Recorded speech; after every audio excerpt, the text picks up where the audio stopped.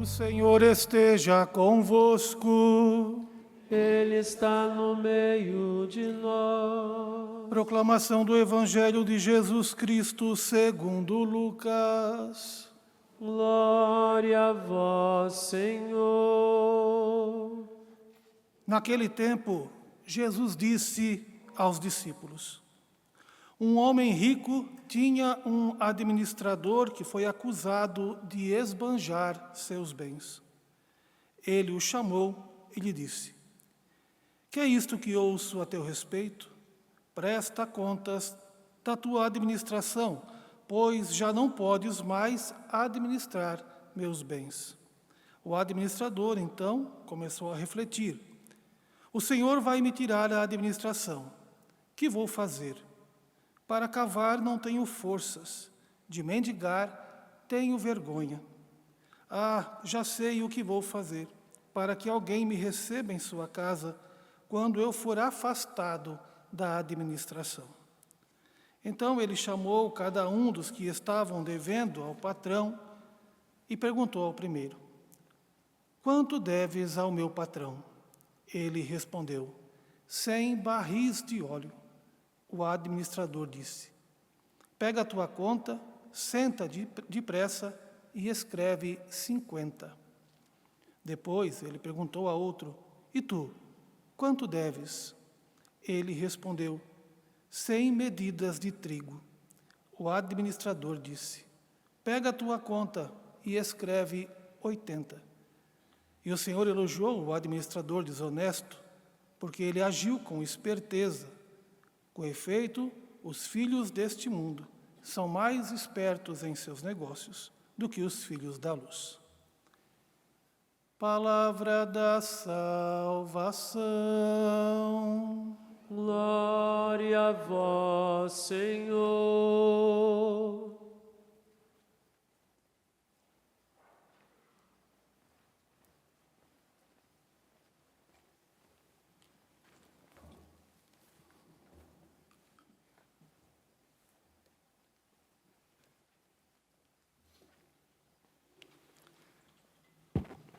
Sejam louvados nosso Senhor Jesus Cristo e sua Mãe Maria Santíssima. Querido Dom Mário, na comunhão episcopal e na fraternidade eucarística, aqui nos encontramos com tantos fiéis devotos, com tantos peregrinos que acorrem à Canção Nova e ao Pai das Misericórdias para celebrar, pedindo e agradecendo o amor de Deus. Na pessoa do Padre André, quero saudar os demais sacerdotes, como também na pessoa do Padre Wagner, agradecer a acolhida generosa da comunidade Canção Nova. Quero ainda agradecer a Kátia pelo convite de estar aqui e em sua pessoa também, Kátia, saudar todos os membros da CARES, das novas comunidades, que manifestam, que expressam para toda a Igreja o sopro do Divino Espírito Santo. Queridos irmãos e irmãs, um homem muito rico, um homem proprietário de todas as coisas, era e é exatamente Deus. É Deus a fonte de todo o bem, é Deus a fonte de todo o amor, que nos concede, entre tantos dons, o dom da nossa vida, o dom de viver com Ele e para Ele, livremente. Esse dom, quando é aceito, quando é escolhido, quando é buscado, ele se transforma ainda numa riqueza muito maior, mas uma riqueza que deve sempre nos lembrar, não é nossa, é dele. Ele é a fonte, ele é a origem. Nós somos administradores, e administradores tantas vezes infiéis, administradores tantas vezes apegados às coisas, apegados a lugares, e o que é pior, às vezes apegados também a ideias, a conceitos que se transformam preconceitos. Mas se nós fôssemos tão apegados ao reino de Deus, isso seria tão bom, porque o reino de Deus é o reino eterno, é o reino de valor infinito, é o único reino pelo qual vale a pena dar a própria vida, porque a vida também tem a origem nesse reino, e a vida também retorna um dia, mais cedo ou mais tarde, para esse reino. O administrador da parábola contada por Jesus era um desses de nós, apegados a tantas coisas. Porém, apegados para quê? Se tudo aqui é passageiro. Mas nós temos um apego que faz parte da cultura do ser humano. Nós acreditamos que a nossa razão de ser é a felicidade, que nós fomos criados somente para ser felizes, quando a vida humana é também constituída de alegrias e tristezas, de desventuras e dores, de sofrimentos e lutas, mas também de vitórias. Pois bem, aquele homem que se julgava tão esperto, tão inteligente, ele acreditava que a única felicidade era exatamente aquela que a gente deseja no aniversário de cada pessoa. Muitas felicidades. Quando existe uma felicidade que é suprema, existe uma felicidade que é eterna, existe uma felicidade que não é passageira, que ninguém, absolutamente ninguém, pode nos tirar. É a felicidade do reino, é a felicidade de ser de Deus, de pertencer a Deus, de buscar a Deus com todo o coração, com toda a alma, com todo o entendimento. É isso que sempre vai fazer a diferença em nossa vida.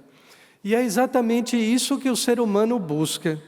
Busca sentido para a sua vida na fé. Até aí tudo bem, tudo ótimo. Mas Deus nos oferece, através da fé, não apenas o sentido da vida. Deus nos oferece também, pela sua graça, o seu amor. E é preciso que nós demos passos de fé em fé, para crer não apenas que Deus existe, mas para crer na presença do amor misericordioso de Deus em nossa vida. É isso, queridos irmãos, que muda a vida de um cristão. Não é o simples fato de crer na existência de Deus, mas de se sentir amado por Deus. É isso que muda radicalmente toda a nossa vida. Eu sou um filho querido e amado de Deus. Posso não ter os títulos mais importantes, posso não ser reconhecido nisso ou naquilo, nesta ou naquela habilidade ou competência, mas eu sou querido, sou amado por Deus. E este é o segundo passo da nossa fé. Não apenas dar sentido à vida, mas experimentar o amor de Deus e fazer com que a nossa vida seja diferente.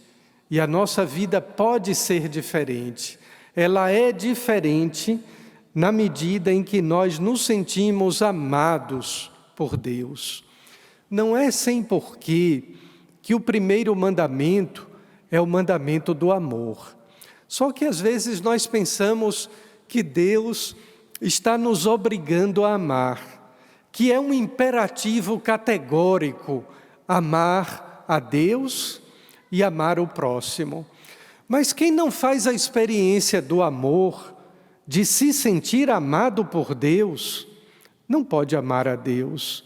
Esse amor primeiro é derramado em nossos corações, derramado, não é colocado a conta-gotas, não é um amor medido, calculado, pelo contrário, é um amor derramado. E nós sabemos o que significa derramar, é ultrapassar a medida, é ultrapassar os limites. Se existe alguma coisa que Deus derrama em nossa vida, e triste do ser humano, infeliz do homem ou da mulher, que passa a sua vida sem fazer essa experiência do amor. É exatamente pela ação do Espírito Santo perceber o amor de Deus a ser derramado em nossos corações. Por isso, esta terceira Assembleia da Caris é aberta com uma missa, com uma Eucaristia votiva do Espírito Santo. São João diz de maneira tão bela que o Espírito Santo é aquele que vai nos fazer recordar o amor de Deus para que nós possamos alcançar a verdade. Isso é muito bonito e é bastante interessante, porque nós somos esquecidos. Não são apenas os idosos que esquecem. Nós, se eu posso me inserir, nós jovens também somos esquecidos. E como a gente se esquece rápido, como a gente esquece fácil do amor de Deus, das coisas boas que Deus coloca em nossa vida. Se num dia nós estamos jubilosos, alegres, agradecendo algum benefício de Deus, como foi bom na minha vida, como foi importante que Deus tivesse realizado aquela maravilha em minha vida. Uma semana depois já esqueceu. No mês seguinte já está se lamentando das dificuldades que são próprias da vida. Portanto, queridos irmãos e irmãs, essa é uma ação do Espírito Santo importantíssima em nossa vida, fazer-nos lembrar. Ele vai nos recordar do amor de Deus em nossos corações e em nossas vidas, para nos levar à verdade suprema, que é o próprio Cristo. É dessa forma que nós estamos aqui, como filhos de Deus. Todos nós aqui somos filhos de Deus. Por isso o sacramento do batismo é a porta. O sacramento do batismo nos iguala a todos. Ou melhor, seguindo Dom Mário, um adágio latino que dizia: o batismo pode nos fazer irmãos, mas a morte é que nos iguala. A morte nos iguala, o batismo nos faz irmãos. Aqui somos todos irmãos, aqui somos todos filhos queridos e amados do Pai das Misericórdias. E quando um grupo de cristãos se reúne para partilhar a sua vida, é já um sínodo, já é um momento de escuta do Espírito Santo. Por isso, São Lucas diz nos Atos dos Apóstolos que o sínodo começa exatamente quando os apóstolos dizem: nós e o Espírito Santo. Não se esqueçam disso, queridos irmãos e irmãs das novas comunidades. Somos nós e o Espírito Santo. Ele é a alma da igreja.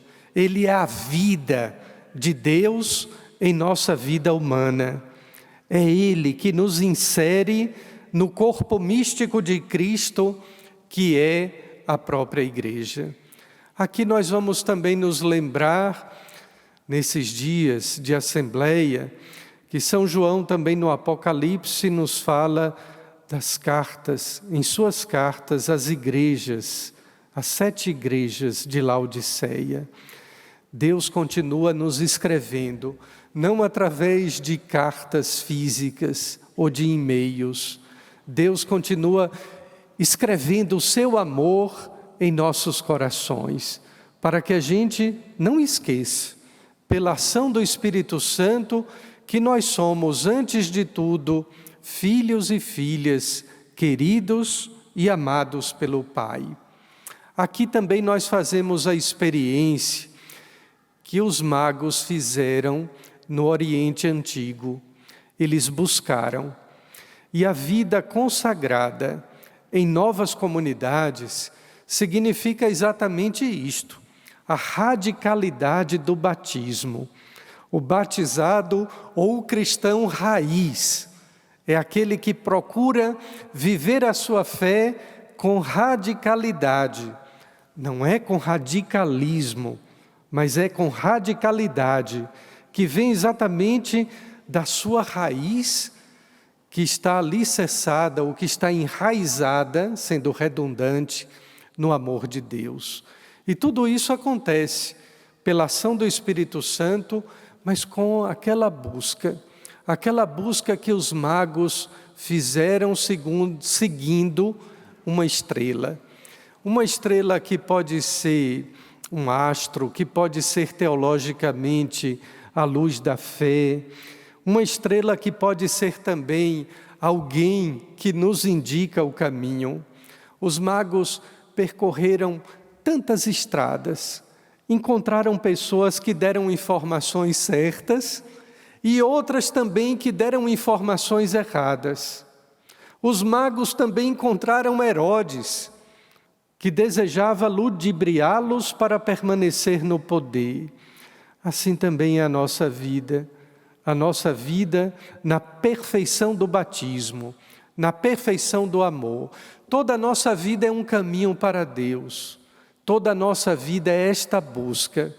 E a gente olha estrelas que são sinais luminosos em nossa vida. Às vezes é a vida de um fundador, de uma fundadora, às vezes é o testemunho de um santo. E como é importante a gente fazer o caminho da igreja. A igreja coloca nos lugares mais altos dos seus templos as imagens dos santos, para nos lembrar que é possível viver o amor, experimentar o amor. E nós o que fazemos? Deixamos de falar dos santos e passamos a falar mal das pessoas. Essa é uma obra de Satanás, porque o Espírito Santo ilumina os nossos dons, as nossas virtudes. Satanás é chamado na Bíblia de o acusador. É aquele que nos faz lembrar dos nossos pecados, dos nossos defeitos, dos erros que nós cometemos no passado. Quantas vezes nós encontramos pessoas tristes, deprimidas, porque ficam lembrando somente do que fizeram de ruim, de mal. Mas Deus nos reconciliou na cruz do seu Filho, Deus nos perdoou. Então é Satanás quem opera a obra triste de nos fazer lembrar das nossas imperfeições. A igreja, pela luz do Espírito Santo, nos coloca os santos, pessoas que souberam amar a Deus, souberam amar o próximo. Como é importante nas novas comunidades, não esperemos apenas que a igreja reconheça os santos modernos. Nós também temos pessoas boas, pessoas santas, pessoas dignas. A igreja colocou sobre os altares Carlo Acutis, mas já bem antes, já tinha colocado Domingo Sávio, que nós lembrávamos no dia de hoje. Já colocou tantos outros santos, e nós conhecemos também santos que ainda não foram canonizados, mas que estão esperando o reconhecimento da igreja, a exemplo de Monsenhor Jonas, de Frei Damião, lá no Nordeste, e de tantas outras pessoas, pais e mães de família, que souberam viver com radicalidade este amor. Então não esperemos encontrar os Herodes da vida, que querem nos tirar do caminho certo da igreja, do caminho correto do reino de Deus. Continuemos procurando, como aquela mulher, ainda no Evangelho de João, que vai ao poço em Sicar. Ela vai buscar água porque ela tem sede. Muitas vezes, mas muitas vezes, e não tenhamos vergonha de dizer isso, a gente vai buscar Deus porque a gente precisa de Deus. E isso não é nenhum demérito. Pelo contrário, é reconhecer que Deus é Deus é fonte de todo amor e de todo bem, e eu preciso de Deus. Aquela mulher, quando vai ao poço histórico, conhecido como Poço de Jacó, ela não vai porque Jesus era exatamente o Messias, o Filho de Deus. Ela vai porque tem sede. Ela vai porque vai buscar água, porque precisa de água. E encontra aquele que é a fonte da água viva, cuja água brotou do seu coração aberto na cruz. Assim também buscaram Jesus, aquele homem que tinha a mão seca, aquele homem que tinha um empregado doente, aquela outra mulher que estava também com hemorragia, aquela outra pessoa que tinha a viúva de Naim, que tinha perdido o seu filho. Busquemos a Deus sim, porque precisamos, porque temos sede. E Jesus se aproveita desses momentos para nos oferecer muito mais do que nós precisamos. Ele se nos oferece. Ele nos oferece Deus.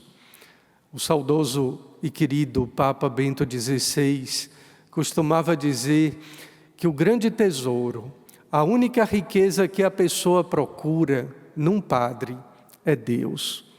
E nós procuramos Deus, nós queremos Deus, e nós o encontramos aqui, neste altar, na sua presença, em corpo, sangue, alma e divindade. Alegremo-nos, irmãos e irmãs, Deus está conosco, Deus está presente, Ele é o nosso amor, Ele é a origem, é a fonte, mas é também o destino da nossa vida. Nunca deixemos de procurá-lo com fé, com as nossas necessidades e precisões, mas sobretudo com a sede do seu amor infinito. Amém.